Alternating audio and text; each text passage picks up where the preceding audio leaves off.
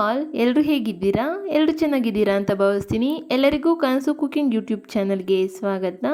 ಬನ್ನಿ ಇವತ್ತು ಬೇಕ್ರಿ ಸ್ಟೈಲಲ್ಲಿ ಬ್ರೆಡ್ ಟೋಸ್ಟ್ನ ಹೇಗೆ ಮಾಡೋದು ಅಂತ ತೋರಿಸ್ಕೊಡ್ತೀನಿ. ಈಗ ಸಮ್ಮರ್ ಟೈಮ್ ಆಗಿರೋದ್ರಿಂದ ಮನೇಲೇ ಮಕ್ಕಳಿರ್ತಾರೆ, ಏನಾದರೂ ಸ್ನ್ಯಾಕ್ಸ್ ಮಾಡಿಕೊಡಿ ಅಂತ ಕೇಳ್ತಾ ಇರ್ತಾರೆ. ಆವಾಗ ಈ ರೀತಿ ಒಂದ್ಸಲ ಟ್ರೈ ಮಾಡಿ. ಹೊರಗಡೆ ತಿನ್ನೋದಕ್ಕಿಂತ ಮನೇಲೇ ಹೀಗೆ ಹೆಲ್ದಿಯಾಗಿ ಮಾಡ್ಕೊಂಡು ತಿನ್ನೋದ್ರಿಂದ ನಮ್ಮ ಹೆಲ್ತು ಚೆನ್ನಾಗಿರುತ್ತೆ. ಮಕ್ಕಳು ತುಂಬ ಇಷ್ಟಪಟ್ಟು ತಿಂತಾರೆ. ಬೇಕ್ರಿನಲ್ಲಿ ಯಾವಾಗ ಮಾಡಿರೋದು ಕೊಡ್ತಾರೋ ಏನೋ ಗೊತ್ತಿರಲ್ಲ. ನಾವು ಮನೇಲೇ ಈ ರೀತಿ ಫ್ರೆಶ್ ಆಗಿ ಮಾಡ್ಕೊಂಡು ತಿಂದರೆ ನಮ್ಮ ಹೆಲ್ತ್ ತುಂಬ ಚೆನ್ನಾಗಿರುತ್ತೆ. ಹಾಗಾದರೆ ಹೇಗೆ ಮಾಡೋದು ಅಂತ ನೋಡೋಣ ಬನ್ನಿ. ಮೊದಲಿಗೆ ಬ್ರೆಡ್ ಟೋಸ್ಟ್ ಮಾಡೋದಕ್ಕೆ ಸ್ಟಫಿಂಗ್ನ ರೆಡಿ ಮಾಡ್ಕೊಬೇಕು. ಅದಕ್ಕೆ ನಾನಿಲ್ಲಿ ಒಂದು ಕಡಾಯಿ ಇಟ್ಕೊಂಡಿದ್ದೀನಿ. ನಂತರ 2 ಟೇಬಲ್ ಸ್ಪೂನಷ್ಟು ಎಣ್ಣೆ ಸೇರಿಸ್ಕೊತೀನಿ. ಒಂದು ಅರ್ಧ ಟೇಬಲ್ ಸ್ಪೂನಷ್ಟು ಸಾಸಿವೆ, 1 ಟೀ ಸ್ಪೂನಷ್ಟು ಜೀರಿಗೆನ ಸೇರಿಸ್ಕೊತೀನಿ. ಅದನ್ನ ಸ್ವಲ್ಪ ಫ್ರೈ ಮಾಡ್ಕೊಳ್ಳೋಣ. ಸಾಸಿವೆ ಸಿಡಿದ ನಂತರ ಒಂದು 4 ಹಸಿಮೆಣ್ಸಿನ್ಕಾಯಿನ ಸಣ್ಣದಾಗಿ ಕಟ್ ಮಾಡ್ಕೊಂಡು ಸೇರಿಸ್ಕೊತಾ ಇದ್ದೀನಿ.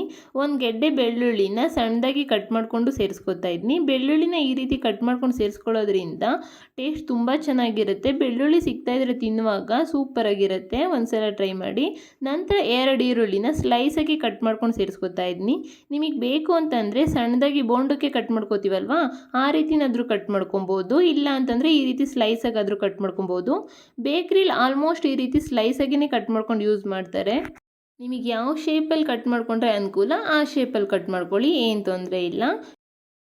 ಈರುಳ್ಳಿ ತುಂಬ ಜಾಸ್ತಿ ಫ್ರೈ ಮಾಡ್ಕೊಳಕ್ಕೆ ಹೋಗ್ಬೇಡಿ. ಸ್ವಲ್ಪ ಫ್ರೈ ಮಾಡಿದ ನಂತರ 2 ಟೊಮೆಟೊನ ಸಣ್ಣದಾಗಿ ಕಟ್ ಮಾಡಿಕೊಂಡು ಸೇರಿಸ್ಕೊತಾ ಇದ್ದೀನಿ. ಇಲ್ಲಿ ಎಲ್ಲ ತರಕಾರಿನೂ ಅಷ್ಟೇ ನಾವು ಸ್ವಲ್ಪನೇ ಫ್ರೈ ಮಾಡ್ಕೊಬೇಕು. ಅಂದರೆ ಒಂದು 60 to 70% ನಮಗೆ ಕುಕ್ ಆದರೆ ಸಾಕು. ಟೊಮೆಟೊ ಹಾಕಿದ ನಂತರ ನಾನಿಲ್ಲಿ ಸ್ವಲ್ಪ ಉಪ್ಪನ್ನ ಸೇರಿಸ್ಕೊತಾ ಇದ್ದೀನಿ. ಉಪ್ಪು ಸೇರಿಸ್ಕೊಳ್ಳೋದ್ರಿಂದ ಟೊಮೆಟೊ ಬೇಗ ಸಾಫ್ಟ್ ಆಗುತ್ತೆ. ಯಾರಾದರೂ ಹೊಸ್ದಾಗಿ ನನ್ನ ಚಾನಲ್ನ ನೋಡ್ತಾ ಇದ್ರೆ ಪ್ಲೀಸ್ ಸಬ್ಸ್ಕ್ರೈಬ್ ಮಾಡಿ ನೋಡಿ. ಸಬ್ಸ್ಕ್ರೈಬ್ ಮಾಡಿದ ನಂತರ ಬೆಲ್ ಐಕನ್ನ ಕ್ಲಿಕ್ ಮಾಡಿ. ಹಾಗೆ ಮಾಡೋದ್ರಿಂದ ನಾನು ಮಾಡೋವಂಥ ಎಲ್ಲ ವೀಡಿಯೋ ನೋಟಿಫಿಕೇಷನ್ನು ಮೊದಲೇ ನಿಮಗೆ ಬರುತ್ತೆ. ನಿಮ್ಗೆ ಯಾವುದೇ ರೆಸಿಪಿ ಬೇಕು ಅಂತಂದರೆ ನನಗೆ ಕಮೆಂಟ್ ಮೂಲಕ ತಿಳಿಸಿ. ನಾನು ನಿಮಗೆ ಈಸಿಯಾಗಿ ಹೇಗೆ ಮನೇಲೇ ಮಾಡೋದು ಅಂತ ತೋರಿಸ್ಕೊಡ್ತೀನಿ. ನೋಡಿ, ಟೊಮೆಟೊ ಸಾಫ್ಟ್ ಆಗಿದೆ. ನಂತರ ನಾನಿಲ್ಲಿ 2 ಕಪ್ ಆಗೋಷ್ಟು ಕ್ಯಾಬೇಜ್ನ ಸಣ್ಣದಾಗಿ ಕಟ್ ಮಾಡ್ಕೊಂಡು ಸೇರಿಸ್ಕೊತಾ ಇದ್ದೀನಿ. ನೀವು ಆದಷ್ಟು ತರಕಾರಿ ಎಲ್ಲನೂ ಸಣ್ಣದಾಗಿಯೇ ಕಟ್ ಮಾಡ್ಕೊಂಡು ಸೇರಿಸ್ಕೊಳ್ಳಿ. ನಂತರ ನಾನು 2 ಕ್ಯಾರೆಟ್ ತುರಿಯೋದಿರುತ್ತೆ ಅಲ್ವಾ, ಅದರಲ್ಲಿ ನಾನು ತುರ್ಕೊಂಡು ಸೇರಿಸ್ಕೊತಾ ಇದ್ದೀನಿ. ನಂತರ ಒಂದು ಅರ್ಧ ಕ್ಯಾಪ್ಸಿಕಮ್ನ ಸಣ್ಣದಾಗಿ ಕಟ್ ಮಾಡ್ಕೊಂಡು ಸೇರಿಸ್ಕೊತಾ ಇದ್ದೀನಿ. ಆದಷ್ಟು ಎಲ್ಲ ತರಕಾರಿನೂ ಸಣ್ಣದಾಗಿ ಕಟ್ ಮಾಡ್ಕೊಂಡು ಸೇರಿಸ್ಕೊಳ್ಳಿ. ಇದನ್ನ ನೀಟಾಗಿ ಫ್ರೈ ಮಾಡ್ಕೊಬೇಕು. ಅಂತಂದರೆ ಒಂದು 60 to 70% ಇದು ಕುಕ್ ಆಗಬೇಕು. ಅಲ್ಲಿವರೆಗೂ ಇದನ್ನ ನೀಟಾಗಿ ಫ್ರೈ ಮಾಡ್ಕೊಳ್ಳಿ. ನಂತರ ಇದಕ್ಕೆ ಇನ್ನು ಸ್ವಲ್ಪ ಉಪ್ಪನ್ನ ಸೇರಿಸ್ಕೊತಾ ಇದ್ದೀನಿ. ಆಗಲೇ ನಾನು ಸ್ವಲ್ಪನ ಉಪ್ಪು ಸೇರಿಸ್ಕೊಂಡಿದ್ದೆ, ಅದಕ್ಕೋಸ್ಕರ ಇನ್ನು ಸ್ವಲ್ಪ ಉಪ್ಪು ಸೇರಿಸ್ಕೊಂಡು ನೀಟಾಗಿ ಮಿಕ್ಸ್ ಮಾಡ್ಕೊತಾ ಇದ್ದೀನಿ. ನೋಡಿ, ಇದೊಂದು 50% ಕುಕ್ ಆಗಿದೆ. ನಂತರ ಇದಕ್ಕೆ ಒಂದು ಅರ್ಧ ಟೀ ಸ್ಪೂನಷ್ಟು ಅರಿಶಿನ ಸೇರಿಸ್ಕೊತೀನಿ. ಒಂದು ಅರ್ಧ ಟೇಬಲ್ ಸ್ಪೂನಷ್ಟು ಗರಂ ಮಸಾಲ ಪೌಡ್ರನ್ನ ಸೇರಿಸ್ಕೊತೀನಿ. ಒಂದು ಅರ್ಧ ಟೇಬಲ್ ಸ್ಪೂನಷ್ಟು ಖಾರದ ಪುಡಿನ ಸೇರಿಸ್ಕೊತೀನಿ. ನಿಮಗೆ ಖಾರಕ್ಕೆ ತಕ್ಕಾಗಿ ನೀವು ಖಾರದ ಪುಡಿನ ಸೇರಿಸ್ಕೊಳ್ಳಿ. ಯಾಕಂದರೆ ಹಸಿಮೆಣ್ಸಿನ್ಕಾಯಿ ನಾವು ಆಲ್ರೆಡಿ ಯೂಸ್ ಮಾಡಿದ್ದೀವಿ, ಅದಕ್ಕೋಸ್ಕರ. ಇದೆಲ್ಲ ಹಾಕಿದ ನಂತರ ಒಂದೇ 1 ನಿಮಿಷ ಇದನ್ನ ಫ್ರೈ ಮಾಡ್ಕೊತೀನಿ ಅಷ್ಟೇ.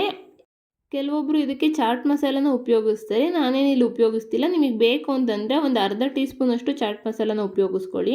ಇಷ್ಟು ಹಾಕೋದ್ರಿಂದನೇ ಟೇಸ್ಟ್ ತುಂಬ ಚೆನ್ನಾಗಿರುತ್ತೆ. ಅದಕ್ಕೋಸ್ಕರ ನಾನಿಲ್ಲಿ ಯಾವುದೇ ರೀತಿ ಚಾಟ್ ಮಸಾಲ ಆಗಲಿ ಜೀರಿಗೆ ಪುಡಿ ಆಗಲಿ ಯಾವುದನ್ನು ಉಪಯೋಗಿಸ್ತಾ ಇಲ್ಲ. ಇದೆಲ್ಲ ನೀಟಾಗಿ ಮಿಕ್ಸ್ ಮಾಡ್ಕೊಂಡಿದ್ದಾಯಿತು.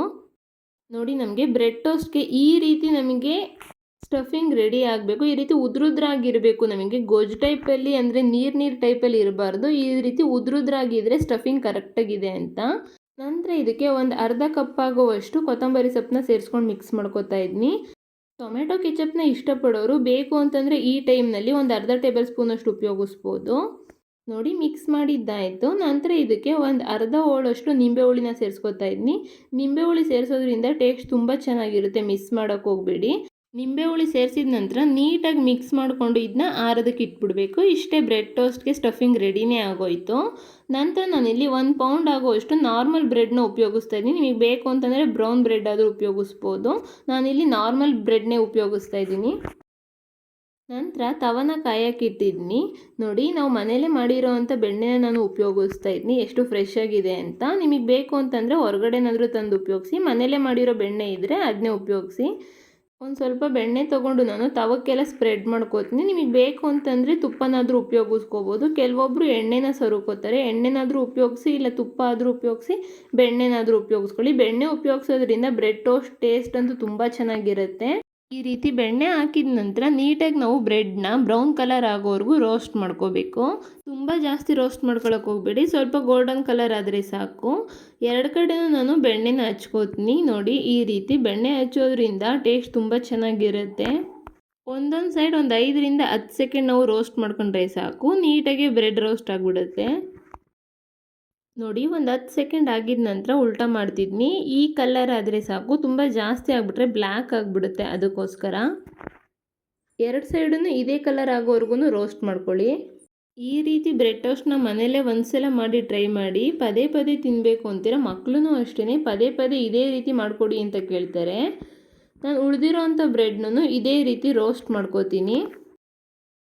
ನಂತರ ಬ್ರೆಡ್ಗೆ ಸ್ಟಫಿಂಗ್ನ ಫಿಲ್ ಮಾಡ್ತೀನಿ. ನಿಮಗೆ ಒಂದೊಂದು ಬ್ರೆಡ್ಗೆ ಸಪ್ರೇಟ್ ಸ್ಟಫಿಂಗ್ನ ಫಿಲ್ ಮಾಡ್ಕೊಂಡು ತಿನ್ನೋಕ್ಕೆ ಇಷ್ಟ ಇದ್ದರೆ ಆ ರೀತಿನಾದರೂ ತಿನ್ನಿ. ಇಲ್ಲ ಅಂತಂದರೆ ಒಂದು ಬ್ರೆಡ್ಗೆ ಸ್ಟಫಿಂಗ್ನ ಫಿಲ್ ಮಾಡಿ ಇನ್ನೊಂದು ಬ್ರೆಡ್ ಅದ್ರ ಮೇಲ್ಗಡೆ ಹಾಕ್ಕೊಂಡು ಕಟ್ ಮಾಡ್ಕೊಂಡಾದರೂ ತಿನ್ನಿ. ಯಾವ ರೀತಿ ನಿಮಗೆ ಇಷ್ಟ ಆ ರೀತಿ ತಿನ್ನಿ. ನಾನಿಲ್ಲಿ ಒಂದು ಬ್ರೆಡ್ಗೆ ಸ್ಟಫಿಂಗ್ನ ಫಿಲ್ ಮಾಡಿಬಿಟ್ಟು ಇನ್ನೊಂದು ಬ್ರೆಡ್ನ ಅದ್ರ ಮೇಲ್ಗಡೆ ಇಟ್ಬಿಟ್ಟು ಕಟ್ ಮಾಡಿ ತೋರಿಸ್ತಾ ಇದ್ದೀನಿ. ನೋಡಿ, ಇಷ್ಟೇ ಬೇಕ್ರಿ ಸ್ಟೈಲಲ್ಲಿ ನಾವು ಮನೆಯಲ್ಲೇ ಸೂಪರಾಗಿ ಬ್ರೆಡ್ ಟೋಸ್ಟ್ನ ರೆಡಿ ಮಾಡ್ಬೋದು. ನೋಡಿದ್ರಲ್ವ ಎಷ್ಟು ಸಿಂಪಲ್ ಆ್ಯಂಡ್ ಈಸಿಯಾಗಿ ಬ್ರೆಡ್ ಟೋಸ್ಟ್ನ ನಾವು ಮನೆಯಲ್ಲೇ ಮಾಡ್ಬೋದು ಅಂತ. ಹಾಗಾದರೆ ಈ ರೆಸಿಪಿ ನಿಮ್ಗೆ ಇಷ್ಟ ಆಗಿದ್ದರೆ ಕನಸು ಕುಕಿಂಗ್ ಯೂಟ್ಯೂಬ್ ಚಾನಲ್ನ ಸಬ್ಸ್ಕ್ರೈಬ್ ಮಾಡೋದು ಮರಿಬೇಡಿ. ರೆಸಿಪಿ ಟ್ರೈ ಮಾಡಿದ ನಂತರ ಹೇಗಿತ್ತು ಅಂತ ಕಮೆಂಟ್ ಮೂಲಕ ತಿಳಿಸೋದು ಮರಿಬೇಡಿ. Thank you for watching. Thank you all.